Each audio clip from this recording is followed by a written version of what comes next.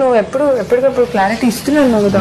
నేను అదే అంటున్నా, ఈడు ట్రయాంగిల్ నీకు మూడోడు అనేసరికి దట్ పోర్ట్రేట్ రాంగ్. అండ్ నేను ఒక క్లారిటీ ఇవ్వాల్సిందే అండ్ జనరల్కు తెలుస్తుంది ఏంటంటే నాకు కావాల్సిన వాళ్ళు బయట ఉన్నారు. ఈ సి అనే వ్యక్తి ఏతో గానీ సంబంధం లేదు.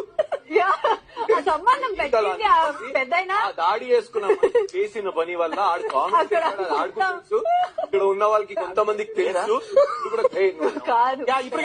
ఫినిష్ చేసేస్తే తర్వాత మీరు డిసిషన్ మీరు తీసుకోండి.